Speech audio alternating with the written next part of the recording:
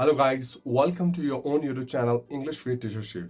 And today in this video, we are going to talk about all of your problems related to spoken English. Like how can you improve your spoken English, how can you improve your grammar, vocabularies and pronunciation. Moreover, how can you work upon in your sentence formation. Is grammar really important to speak English? Yes or no? What is the difference between accent and pronunciation and which one is more important? Moreover, here you are going to learn about how can you gain confidence in terms of spoken English and you can reduce your hesitation and shyness. My name is Shiv and I am an official English trainer. I had a conversation with one of proficient teachers, namely KARISHMA Chauhan, and she has given the answer of all these questions. So please watch this video till end, and those who are new to this channel, please do subscribe this channel. Let's get started with this video.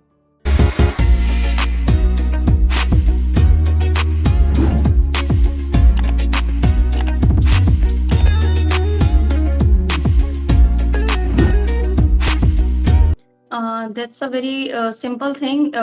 Until you practice, you cannot gain that confidence. Similarly, when we don't face any difficult situation in our life, we cannot be confident about that particular situation. For example, I have seen personally many struggles in my life. So I'm now at this moment, at this age, I'm very much confident. I don't feel scared. I don't feel nervous like when I'm facing any kind of situation. Similarly, with the language, until you dive into it, until you start practicing it, you may never feel confident. So practice is the only solution. And if you do not have anyone, any partner, so you can practice with yourself, self-talking, mirror talking in front of mirror, and many other options are there you can practice. So only practice can make you confident, nothing else. Yeah, that's all. So, very shiny, chocolatey. Good morning, ma'am. How are you doing today? Yes, very good morning. I'm doing great, absolutely fine. What about you? Yes, ma'am. Safe and sound and doing fantastic in my life. Thanks for your concern. Yeah. Okay, so I think I have already introduced myself you before, and I also know about you. So we should not waste our time in introduction. Rather, I just want to come to the point. All right. So I do have some questions for you today as well. So shall I start? Yes, sure. Okay, so my first question for you is many of learners are complaining like they are not feeling confident when they speak English. So what do you think about it? Like if anyone wants to gain confidence in terms of spoken English, in fact, when he is a beginner or in his initial stage of learning, so how he can do that? That's a very simple thing. Until you practice, you cannot gain that confidence. Similarly, when we don't face any difficult situation in our life, we cannot be confident about that particular situation. For example, I have seen personally many struggles in my life. So I'm now at this moment, at this age, I'm very much confident. I don't feel scared. I don't feel nervous like when I'm facing any kind of situation. Similarly, with the language, until you dive into it, until you start practicing it, you may never feel confident. So practice is the only solution. And if you do not have anyone, any partner, so you can practice with yourself, self-talking, mirror talking in front of mirror, and many other options are there you can practice. So only practice can make you confident, nothing else. Yeah, that's all. Yeah, that's true, ma'am. If you want to gain something, you have to bear the pain as well. And the struggle which you have been putting in order to master this language, that itself is equal to a pain that you have to suffer. Okay, that's a really a great answer from your side. Now, my next question for you is, there are many people who have been trying a lot in order to master this language, but still they are not getting the expected result from their performance. So I just want to know from your side, what could be the reason behind it and how they can meet the level of expectation they have from their learning.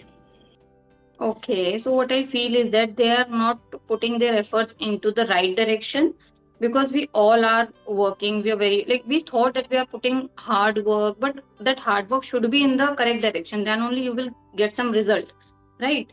So, for example, if you have to go somewhere if you have the correct address, you will reach directly like within 5 minutes. But if you don't have the correct address and you have to go here and there and searching at home, it may take 2 hours, 3 hours, and more than that. Similarly, with the language, you should know that what direction and what roadmap you have to follow.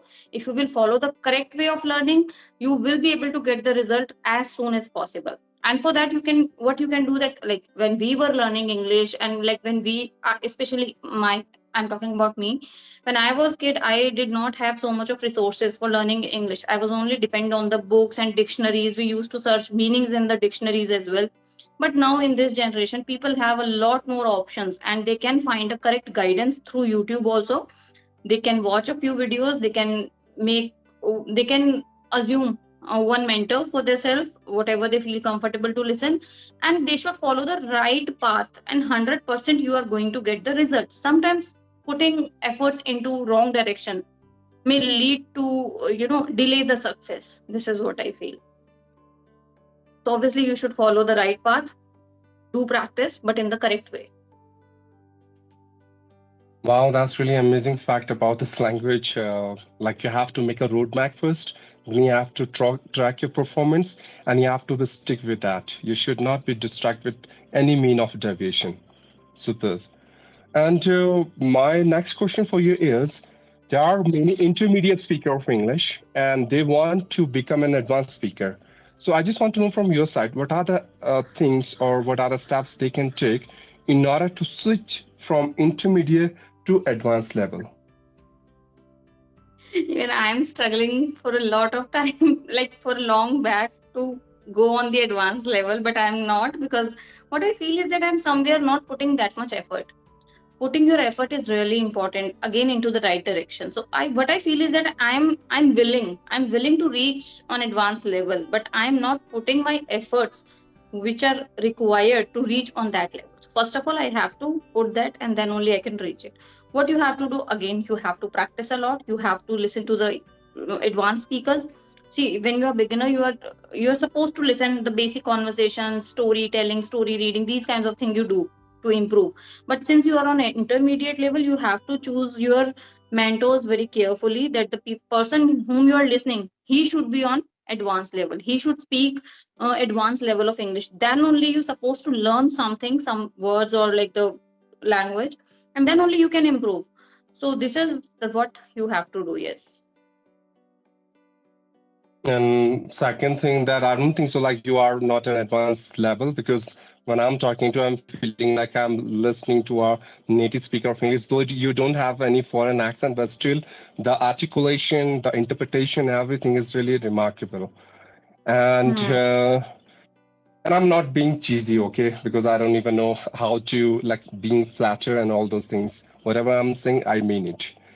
And my next question for you is, I hope you have seen many people, they have been comparing themselves with someone who is far better than them. Now, the question arises here, shall we compare ourselves with others? Yes or no? Whatever is answer, I want you to be cognitive with a logical reason for that. Okay, it's quite difficult, but yes, because my answer is on the both sides. Competition is really important if you want to achieve something. If you're taking it as a challenge, your progress, you can make it fast. It's very true, because I have realized when I was studying in like 3rd or 4th grade, I was actually a kid, but I had this competition thing in my mind always. I wanted to what do we say? I wanted, मतलब मैं first position पे आना चाहती थी. How do we say in English? I want to appear in a first position, or I want to obtain first rank in my class. I'm not sure. My Okay, English so is not good as like. but the word I'm not getting, which I'm looking for, I do not able to recall that particular word, but it's okay. So I want to obtain first position in the class, and that is the only thing which make me fast in that process. I was able to give my 100%. I was like literally dedicated that okay, I have to do it. So that have to do it factor comes only when you have some competition and you take things as a challenge. But sometimes unnecessarily, if you're comparing, for example, if I started comparing myself with Sudha Murthy ma'am, it cannot be possible. She is the old lady. She is not speaking with the language. She is speaking with the experience that matters. So you should know that with whom you have to compare. You can compare yourself with the same level of person, like who also start. For example, if I started learning English like 2 years ago, there is another person who also started learning English 2 years ago, but now he is on another level and I am still there. Like if you are comparing it, you are right, you have to compare. You have to compare, you should not lack. So it sometimes important just to focus on yourself. If you will start comparing with other person, you will be able to focus on yourself and you will be able to put your 100% efforts. But unnecessarily comparing with someone, like I'm a businessman and I'm comparing with Ambani's, that doesn't make sense. That doesn't make sense because age also plays an important role sometimes. If a person is 80 years old, he has different experiences of life, he can explain the things in a better way as you are comparing at the age of 19. So there is no sense of comparing. So both of the things have own significance. Sometimes it's necessary and sometimes it's not. Most of the time I feel you should not compare it. You should focus on your own things. You should put your hard work, because every person is different, every person's atmosphere is different, learning environment is different. So maybe the one person is sitting empty whole day, he has nothing to do, so he's learning English whole day. But you are a housewife, you are a working woman, you are taking care of kids, you are not getting the same time. If I would like to apply this on me, I will be like very demotivated, because from last 2 years I feel that I am on the same level, I'm not able to improve. But when I compare my scenario with other people's, then I understood whatever my environment is, I'm happy with my progress actually, and I should be, otherwise I'm not able to work further. So this is all my answer. Wow, that's really amazing fact you said. Means, in nutshell, I would say every single person has his own story. Every single person has his own examination which he has to clear, and Yes. questions are different, answers are different. I should not compare my examination paper with someone who is having a different stream. That doesn't make any Yes. sense. True. Yes. And there are one thing that comes in my mind. I hope you heard about this terminology that is called evaluation. Means if someone wants to get his performance or his examination, that am I improving or not? So he most of the time indulge himself into evaluation. I just want to know from your side, what could be the best technique in order to evaluate himself? Okay. See, if you are on your journey, you want to learn English speaking. So the moment you start speaking fluently, you can understand that you are going great. How you will identify that speaking alone is possible? Everyone can speak alone inside the room because no one is watching. No hesitation, no nervousness, no fear of making mistakes. So you should not judge yourself while you are speaking alone, but you should judge yourself when you're talking to somebody. So the moment you talk with somebody, especially the real people standing in front of you, I would like to give you a practical example here. Like when it is the time when I started my English learning journey. So I used to communicate online with the people like through audio call or video call, or I used to communicate with the other co-learners on phone only. So that time I had never get the chance to communicate with the real people. So one day when I went for the parent teacher meeting, I was like literally prepared that I'm going to speak in English and I will have good conversation. But I did not know that facing person in real or talking to somebody online, two different things. So when you see a person in front of you and spatially you know that the person is just amazing with his skills, he's not going to lack, that time you feel little nervousness. So you should, if you want to judge yourself, try to speak with real people. Then only you will realize, because ultimately you have to speak in front of the real people. If you're working in a corporate sector, you're going to the trip, you're traveling, whatever, wherever you are going, you have to communicate with the real people from real life. You are not able to communicate always on phone or audio call, right? So you should explore yourself in front of the real people, and then you will get to know what is your level of fluency, how you speak. That time you get to know. So I continued, like I went for the meeting and I was not able to speak. I was disappointed and I worked really hard. After that I tried to speak and I just gathered that courage. Actually, that courage is required. I was able to speak English that time also, with few grammatical errors. But second time when I went, I finally spoke to her with like in English, and I was so happy that day. I feel that I achieved something in my life which I was like looking for. So this is how you can judge. Yeah. Wow, that's great. That was your big achievement, like the first step in order to being succeed in terms of spoken Yes. English. So now look at yourself. You became the tycoon of this language. I would say epitome of English. And that's a really great thing. But yes, people usually see the level of fluency he has. People usually see how prominent he or she is. People see that how he is getting success, but no one is going to find the struggle behind that success. So Hmm. that's where I would say everyone wants to reach in the top of mountain, but no one is ready to climb. Or didn't climb, so you can't even reach it. That's really great. Now, my next question for you is, I hope you have seen many people, they have been speaking English, but sometimes they are complaining that their mind goes blank. Nothing comes Hmm. in front of them, totally dark. So what could be the reason and how they can get rid of this particular aspect of this language? Um, that is the very common question. I think I have seen a lot of videos on YouTube for this particular reason, that my mind goes blank and we are not finding out the words and all. So what I feel is that the most common reason of this is that you're lacking in your practice. The moment you start your practice, you will do it regularly, you will be able to collect all those words. Practice makes men perfect. Similarly, for example, my kid, he is studying in first grade. He is having difficulties in learning matras, like Hindi matras. So what am I doing with him? I am forcing him, or like I'm making him agree to write few words on the board, matra wale words, so that he can be good at that. If he will do it for few days, I'm 100% sure when he will appear in the exam, he will be able to write. Similarly, if your mind going blank, you should learn few words. You should learn how to use them in your conversation. You should consciously, deliberately, you have to create some sentences out of these words, and then only you will be able to recollect them. I have posted one video yesterday, and what I feel is that video is really useful, and it was all about how you can improve your vocabulary, how you can learn words while communicating or while speaking. So always whenever you are learning any word, you have to relate it with something so that you will be able to recall it, and the more you will use, 100% your mind will not go blank. So practice is everything. The more you will practice, the better you become. Yeah.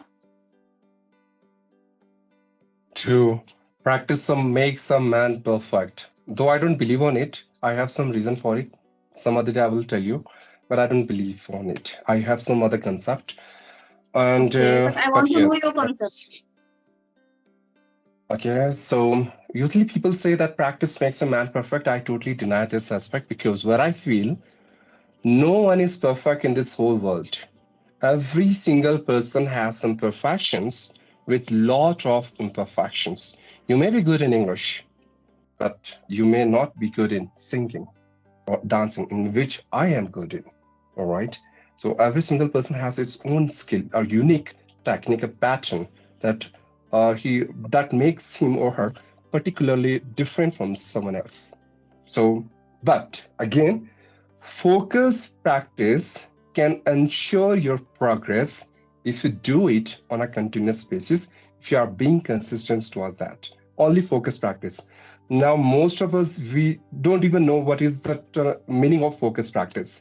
It's nothing. First, evaluate yourself, find your loopholes, work on it, monitor aspect, and then see, are you able to improve or not, or you are at the same level where you were before. So this is all I must say. But still, I feel that if you're practicing something, even if you're not good at that particular skill, you can be good at that. For example, I'm not good at dancing, but if I will do practice regularly, I think I can be good, because every person has this intellect. Every person can use it. It is up to you that what other things you're feeling interested in. So yes, it's my I totally, opinion. ma'am. You could be good, but sorry, don't get offended, but you couldn't be perfect or No, I'm expert. not getting offended. There may be someone who could be good, better than you, same skill that you are trying to practice. But okay, that's fine. And my next question for you, like I've been asking question to you since we started interacting with each other on this conversation, and you have been replying without thinking. So the out of box, the question arises here: how one can speak about any topic or how one can answer any question if he or she is not prepared well? Okay, yes. I was actually not prepared for your answers. I did not know even what kind of questions you're going to ask. But since it's all about English and I have been learning English from last 2 years, daily I'm coming across these kinds of questions. And this is why I'm able to speak or answer you without even giving a second thought. It simply means that if you're going through those topics regularly, one day you will be perfect and you don't need to think for the answer. I still remember like 2 years ago when I've started my journey. At that time, if you would ask me these kinds of questions, I might took a long pause because I did not know what to say because I was not aware about these things, which I am now. It's all about your experience. From last 2 years, I have been experiencing a lot of situations, lot of questions, lots of topics, and for that reason I'm able to speak. So what you have to do, you have to explore yourself, you have to learn, you have to gain some knowledge also. It's not maybe right now I'm able to answer you the questions related to English, but if you will ask something out of the box related to something absolute different thing, I may not be able to answer because I'm not great in that particular thing. I'm not good at that. I may not know about that topic or the things you are talking about. So it's not possible for everyone to know everything, but still we have to have some knowledge about the day-to-day routine things or like what is happening around us, what is going. We should read newspaper. What I say, like to knowing all these things. And if you talk about particular topic, it's very difficult for a person to speak on any topic randomly. Sometimes he can also stuck even if he's very much great into that. It's all about experience, knowledge. So before you talk on anything, you should practice it. The more you will practice again, you will be able to speak on anything. Yeah, that's all. Wow. So let me conclude. Knowing something is something else. Implementation and execution is entirely different from that perspective, right? Wow, that's a really amazing fact. Thank you for enlightening me.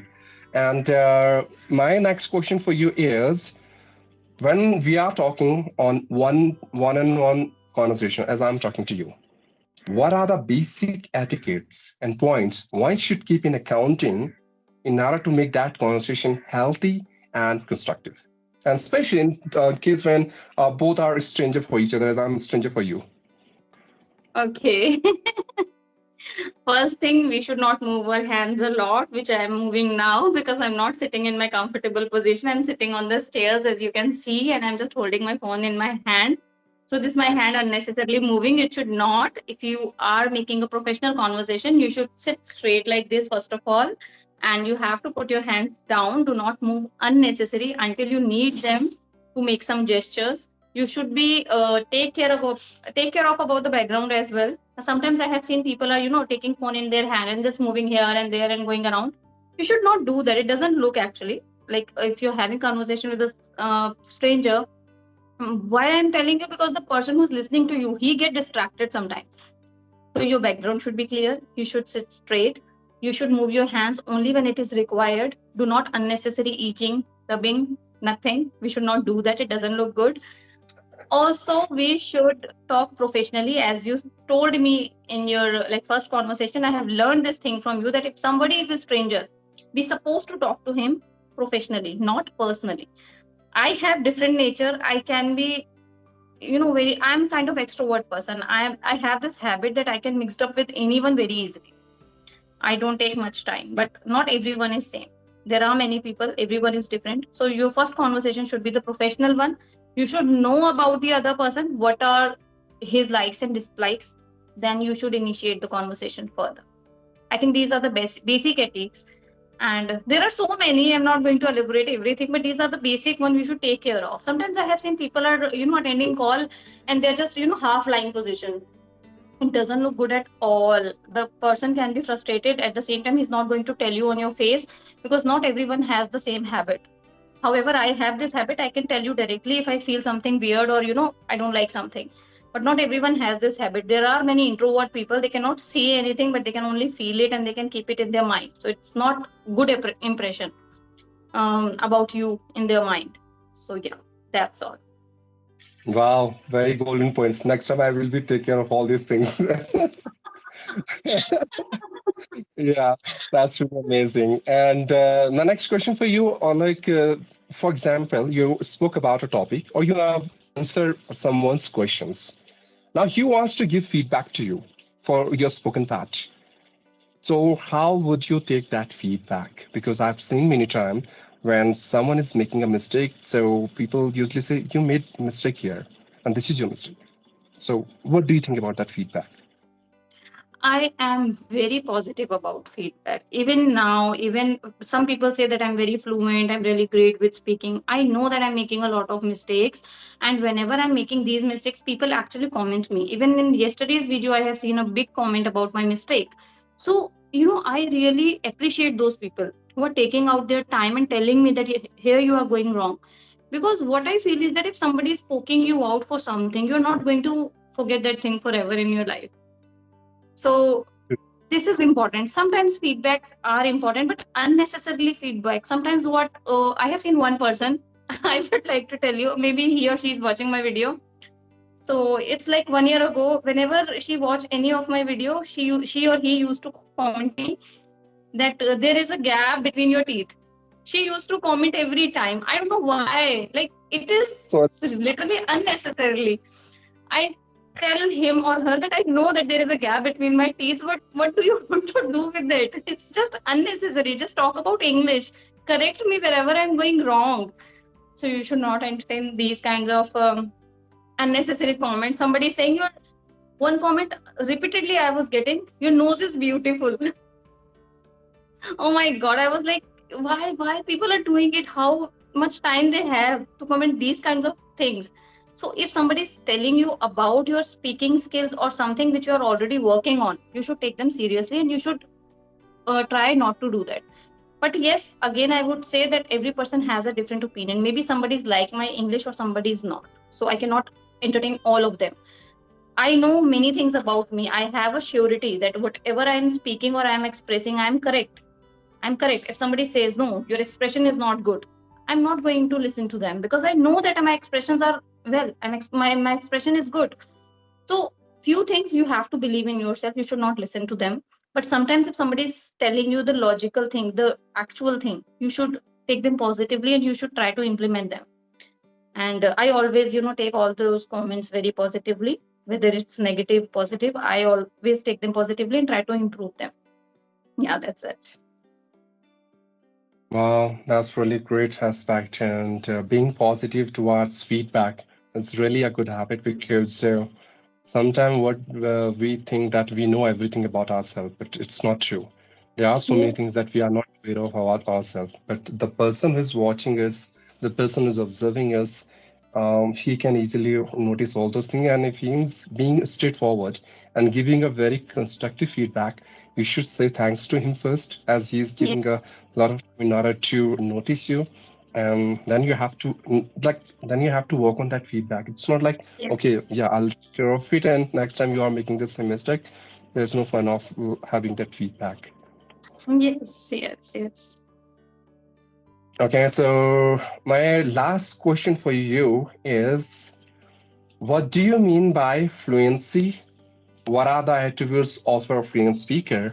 And the one who wants to become fluent speaker, what he has to do?